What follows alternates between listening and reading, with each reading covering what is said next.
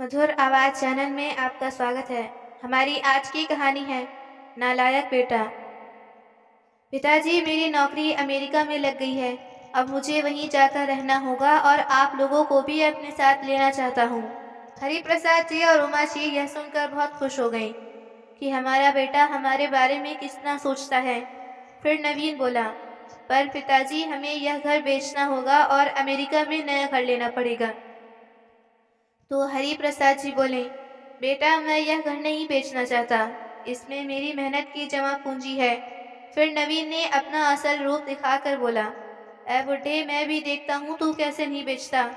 ऐसे अपशब्द सुनकर उमा जी बोली, नवीन, किस तरीके से बात कर रहे हो अपने पिताजी से? ए बुढ़िया, तू चुप हो जा। अब मैं देखता हूँ तुम दोनों की औकात, और गुस्से में घर से बाहर निकल जाता है। एक दिन हरिप्रसाद जी अपनी पत्नी के साथ आंगन में बैठकर चाय पी रहे थे कि अचानक चलो बाहर चलो, यह कहते हुए कुछ आदमी घर के सामानों को उठाकर बाहर फेंकने लगे। हरिप्रसाद जी और उमा जी उन आदमियों के पांव पकड़कर रोने लगे और उनको इस तरीके से बेघर करने के लिए गिड़गिड़ा रहे थे। बेटा, हमारी उम्र तो देखो, हम ठीक से खड़े भी नहीं हो पाते। ऐसे में हम कहाँ जाएंगे? हम पर रहम करो। हरिप्रसाद जी ने कहा, बूढ़े, तुम लोगों को पहले ही काफी मोहलत दे चुका हूँ, पर अब और नहीं दे सकता। तेरे बेटे ने पूरे 40 लाख में इस घर को मुझे बेचा है और फिर तुमको अकेला छोड़कर रफू चक्कर हो गया। इसमें मेरा क्या दोष है? उस आदमी ने कहा, बेटा, हमारे बेटे ने हमें धोखा दिया है। हमसे धोखे से दस्तखत करवाकर इस घर को बेच दिया। हमारा तो कोई और ठिकाना भी नहीं। उमा जी ने कहा, तुम लोग कहाँ जाओगे? इसका ठेका मैं नहीं लिया है। मैंने कोई वृद्धाश्रम नहीं खोला। पिछले महीने ही तुम लोगों को निकाल रखा था, पर तब भी तुम लोगों का रोना धोना देखकर पिघल गया और 1 महीने की मोहलत दे दी। अब और नहीं। इस घर को मुझे भाई भारे पे चढ़ाना है। आखिर मेरा भी धंधा है।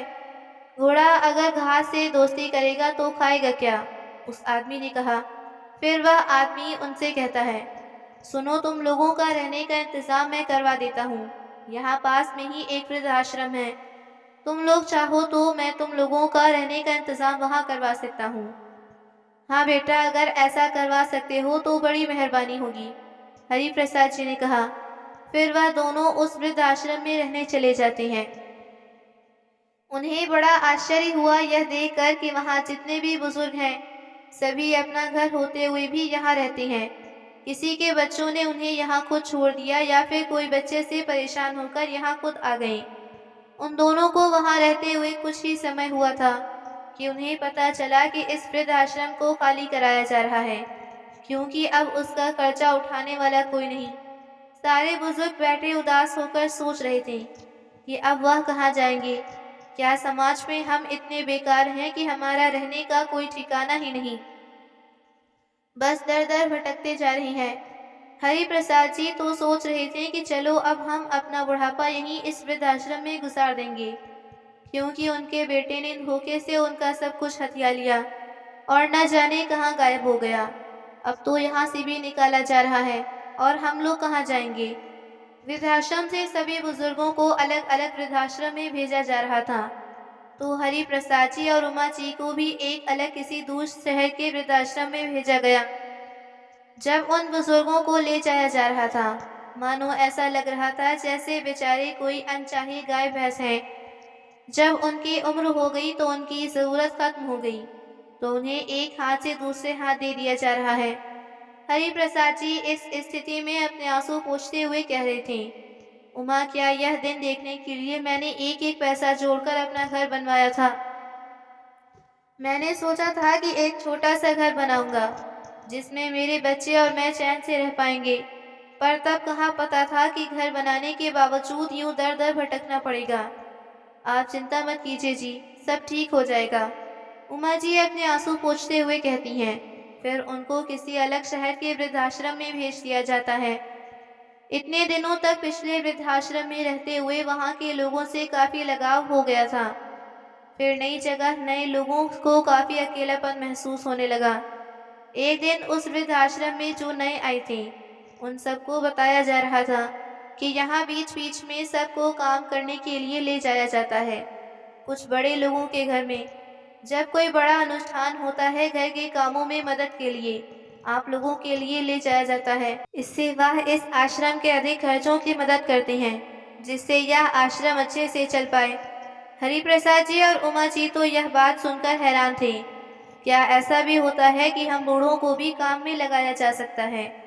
और यह बड़े लोग हमें क्यों ले जाते हैं काम के लिए, जबकि वह चाहें तो अच्छे जवान तंदुरुस्त इंसान को काम पर लगा सकते हैं? क्योंकि जब वह पैसे देंगे ही तो किसी अच्छे को ही दे देंगे। हरिप्रसाद जी ने कहा, पता नहीं, मुझे तो आपकी फिक्र हो रही है, मैं तो फिर भी कर ही लूंगी। उमा जी चिंता जताते हुए कहती हैं, चलो अब देखा ही जाएगा क्या काम कर देते हैं। हरिप्रसाद जी ने कहा। उसके बाद वह वहाँ के बुजुर्ग से पूछते हैं, क्यों भाई, देखकर तो तुम मेरे उम्र के लगते हो और तुम यहाँ पुराने भी हो। तुम तो बता ही सकते हो कि हमें कौन सा काम दिया जा सकता है। वह आदमी एक हल्की मुस्कान के साथ कहता है, नए आए हैं, सब्र कीजिए, सब पता चल जाएगा। बस एक ही बात कहना चाहूंगा कि इस दुनिया में मुफ्त का कुछ नहीं मिलता। कम से कम यह हमें रहने के लिए छत तो दे रही हैं। यह कहकर वह बुजुर्ग चला गया। हरिप्रसाद जी उस आदमी की बातों से हैरान हो गए और उनकी बातों का मतलब समझने की कोशिश करने लगे। उस दिन वहाँ के कुछ बुजुर्गों का चुनाव हुआ। एक दिन बड़े आदमी के यहाँ पार्टी में काम करने के लिए ले जाना था। बस क्या था, हरिप्रसाद जी और उमा जी का भी काम के लिए चुनाव हुआ। जिन बुजुर्गों का चुनाव हुआ उन सभी को शाम को ले जाया जा रहा था। सभी एक बड़े बंगले के अंदर गए। फिर वृद्धाश्रम के अध्यक्ष ने सबको काम देना शुरू किया। जहां उमा जी को रसोई में मदद करने के लिए कहा गया, वहीं हरिप्रसाद जी को घर के सारे बाथरूम की सफाई करने को कहा गया। यह सारे काम सुनकर तो वह हैरान ही हो गई। फिर हरिप्रसाद जी ने कहा, मैं यह काम नहीं कर पाऊंगा। अच्छा, कोई बात नहीं, फिर आप लोग अपना ठिकाना कहीं और देख लीजिए, क्योंकि मुफ्त में तो कोई रोटी नहीं मिलेगी। आपके बच्चे ने जब आप लोगों को मुफ्त में रखने से मना कर दिया, फिर तो हम गैर हैं। उस वृद्धाश्रम के अध्यक्ष ने कहा, नहीं नहीं, वह दरअसल उनकी तबीयत ठीक नहीं है, इसलिए यह काम को मना कर रही हैं। उमा जी ने कहा, ठीक है, फिर आप घर के लोगों को चाय पानी दे देना। उस अध्यक्ष ने कहा और वहां से चला गया। उमा, यह तुम क्या कर रही हो? हम यह सब करेंगे। हरिप्रसाद जी ने कहा, तो फिर क्या हम सड़क पर रहेंगे? हमारे पास और कोई रास्ता बचा है क्या? वह तो इनका भला है कि कम से कम हमें रखे तो हैं। रख क्या रखा है उमा, मुझे अभी भी पता चला इनको अच्छे खासे पैसे मिलते हैं काम पर करवाने के लिए। बस सूखी दाल रोटी ही तो खिलाते हैं। वह बात अलग है, कम से कम यह हमें छत तो दे रही हैं रहने के लिए। हरिप्रसाद जी ने कहा। फिर दोनों अपने अपने कामों में लग जाते हैं। हरिप्रसाद जी सबको चाय दे रहे थे। एक आदमी को उन्होंने पीछे से कहा, साहब चाय। वह आदमी जब चाय लेने के लिए पीछे मुड़ा तो दोनों ही हैरान रह गए, क्योंकि वह आदमी हरिप्रसाद जी का बेटा नवीन था, जिसकी वजह से आज उनकी ऐसी हालत थी। चाय देकर हरिप्रसाद जी जाने लगे तो नवीन ने उन्हें बुलाकर कहा, जरा सुनो। हरिप्रसाद जी ने कहा, हाँ कहिए, यह चाय तुमने बनाई है? छी, ये कोई चाय है, इसे तुम ही पियो। हरिप्रसाद जी गर्म चाय होने की वजह से तिलमिला जाते हैं और रोते रोते कहते हैं, मैंने यह चाय नहीं बनाई, मैं तो बस दे रहा था। ठीक है, जाओ यहाँ से, नवीन ने कहा। हरिप्रसाद जी जाकर एक कोने में बैठकर आंसू को छुपाने की कोशिश करने लगते हैं। तभी वहाँ उमा जी आती हैं और वह हरिप्रसाद से उनकी परेशानी का कारण पूछती हैं। हरिप्रसाद जी उन्हें सब बता देते हैं। इस पर उमा जी को काफी गुस्सा आ जाता है। वह तुरंत उठकर वहाँ से नवीन के पास जाने लगती हैं। तो हरिप्रसाद जी ने उन्हें रोकते हुए पूछते हैं, तुम कहाँ जा रही हो? उस नालायक को चाटा मारने। इतना सब करके उसे चैन नहीं मिला। उसके आज के हरकत के बाद तुम्हें भी अंदाजा हो गया होगा कि वह कितना नीचे गिर चुका है। तुम्हें क्या लगता है, क्या उस पर तुम्हारे चाटे मारने का कुछ फर्क पड़ेगा? नहीं, उल्टा वह हमारे लिए मुसीबत खड़ी कर देगा। हरिप्रसाद जी ने कहा, तो क्या उसे ऐसे ही छोड़ देंगे? कब से उसे ढूंढ रहे थे ताकि उसने ऐसा किया है यह जान सके, और अब जब वह हमारे सामने है उसे ऐसे ही जाने दें। उमा जी ने कहा, नहीं, मैं ऐसे नहीं कह रहा।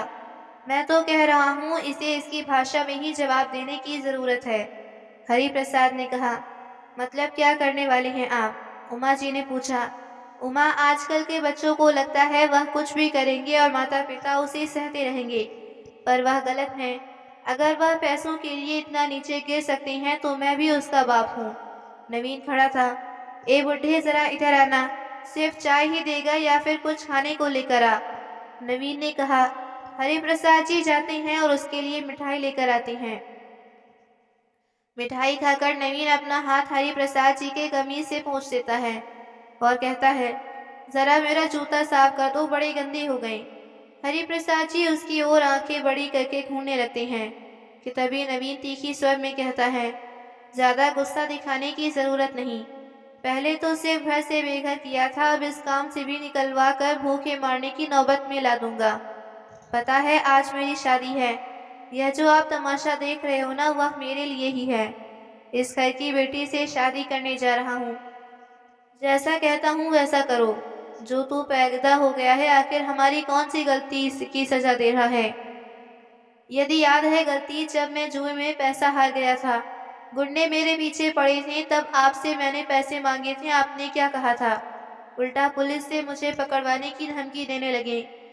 बेटा अपने माता पिता को सड़क पर मरता छोड़ अपनी नई जिंदगी बसाने चला है। अरे तू तो किसी का पति बनने के लायक ही नहीं है। तू पहले भी जुआरी था, आज भी जुआरी है। मैं पूरे यकीन के साथ कह सकता हूँ कि तू यह शादी भी पैसों के लिए ही कर रहा है, क्योंकि जितना मैं तुझे जानता हूँ, जिम्मेदारी तो तुझ में है नहीं। हरि प्रसाद जी ने कहा, मेरे लिए पैसा ही मेरी जिम्मेदारी है। अब मेरी शादी जहाँ हो रही है ना, उसके बारे में जानकर तो होश ही उड़ जाएंगे आप लोगों के। उस घर को बेचने के बाद सारा पैसा फिर जुए में हार गया। मेरी लॉटरी पूनम के रूप में लगी है। पता है आप लोगों की वजह से मैंने क्या पाया है? फिर आपने अनाथ और अकेले होने का दुखड़ा सुनाया। फिर क्या था? आज के दिन की खुशी आप देख ही सकते हैं। नवीन ने कहा, तुझे क्या लगता है दुनिया में एक तू ही चालाक है? हमें जो तू एक बार बेवकूफ़ बनाकर अपने सुधारने का वादा देकर धोखे से घर के कागजात पर साइन करवाया, आज भी तू धोखे से एक लड़की को अपने जाल में फंसा रहा है। सोच रहा है कि बच जाएगा। इससे पहले हरि प्रसाद बाबू अपनी बातें खत्म कर पाते, नवीन बोल पड़ता है, तो क्या आप सबको जाकर बताएंगे? पागल बुड्ढे, हम दोनों का फैसला देख अभी। कहाँ आप एक नौकर और कहाँ मैं इस घर के होने वाले जमाई। कौन विश्वास करेगा आप पर? मैं तो कहता हूँ अपनी भलाई चाहते हैं तो चले जाइए यहाँ से, वरना पहले से भी बदतर हाल कर दूंगा। बेटा तुझे हर बात की जल्दी बहुत रहती है। मेरी पूरी बात तो सुनो। तू जो बड़ा सीना चौड़ा कर अपनी तारीफ कर रहा था, मेरे सामने यह किसी ने सुन लिया, जरा पीछे मुड़कर देख। नवीन जब पीछे मुड़ता है तो उसकी दुल्हन पूनम को वहां खड़ी देख उसके सिट्टी पिट्टी गुम हो जाती है। बेटा पहले मैं बहुत रोया था, क्योंकि तुझसे मिलने की उम्मीद थी, पर जब तुझसे मिलकर वह गर्म चाय का स्वाद चखा, कसम खा लिया था कि तुझे भी एक साथ चखाऊंगा सबक, जिसे तू जिंदगी भर याद रखेगा। फिर तुझसे पता चला कि आज तेरी ही सगाई है और मैं इस लड़की को तेरी सच्चाई बताने चला, पर बात वहीं आकर अटक गई। सकपकाते हुए कहा, नहीं पूनम, यह सब इस बुढ़े की चाल है, तुम इसकी बातों में मत आओ। कि तभी नवीन के गाल पर एक जोरदार चांटा पड़ा। तुम्हारी हिम्मत कैसी हुई मेरे साथ इतना बड़ा धोखा करने की? शादी में आए सभी लोग दूल्हे को आश्चर्य भरी नजरों से देख रहे थे। नवीन कुछ कहता कि एक और तमाचा उसके गाल पर पड़ा। खबरदार, अगर अपनी गंदी जुबान से मेरा नाम भी लिया तो। अरे जो अपने माता पिता को धोखा दे सकता है, उसका क्या भरोसा कि कल को मुझे धोखा नहीं देगा। दुल्हन का ऐसा रौद्र रूप देखकर सभी लोग हैरानी से पूनम को देख रहे थे। उमा जी उसके सामने गुस्से में खड़ी होती हैं और कहती हैं, अपने माता पिता के बुढ़ापे के साथ खेलकर चैन नहीं मिला तुझे, अब इसको अपना शिकार बनाने चला है। देख दुनिया कितनी छोटी है, तेरा किया आज तुझी पर आकर पड़ा। तूने हमें बेघर किया, हम एक वृद्धाश्रम पहुंचे, वहां से दूसरे वृद्धाश्रम और वहां के काम से यहाँ। शायद तुझे सजा दिलाने हमारे हाथों में ही लिखी थी। इस अनाथ को अब इसके असली घर वाले मिलेंगे जेल में। नवीन गिड़गिड़ाता हुआ अपने माता पिता से माफी मांगने लगता है। लेकिन उसके मम्मी पापा उसे आज माफ़ नहीं करते। फिर पुलिस जाकर फ्रॉड के इल्ज़ाम में नवीन को पकड़ ले जाती है।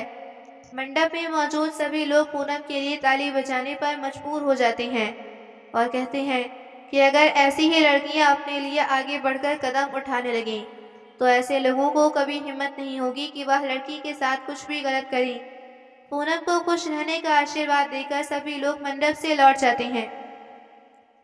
उसके बाद हरि प्रसाद जी और उमा जी भी वहां से जाने लगते हैं कि तभी पूनम उन्हें रोक कर कहती है, आज आप लोगों की वजह से मेरी जिंदगी बर्बाद होने से बच गई, इसलिए आप लोगों के लिए मेरे पास कुछ है। आपका वह घर जिसको आपसे धोखे से ले लिया गया था, आज के ज़माने में जहां लोग सिर्फ अपने बारे में सोचते हैं, वहां आप लोग असहाय होकर भी मेरे बारे में सोचा। आपने यह जो काम उठाया इसलिए इतना तो बनता है। अपने घर को फिर से वापस पाकर हरि प्रसाद जी और उमा जी के खुशी के आंसू बह रहे थे, जो शब्दों में बयां नहीं कर पाना मुश्किल था। फिर भी अपने कपकपाते होठों से हरि प्रसाद जी कहते हैं, बेटा सदा खुश रहो और आगे से किसी पर भी विश्वास करने से पहले हमारा हाल याद कर लेना। आज हरि प्रसाद जी और उमा जी अपने घर में खुशी खुशी रहते हैं और अपना गुजारा करने के लिए घर के ऊपरी हिस्से को किराए पर रख दिया।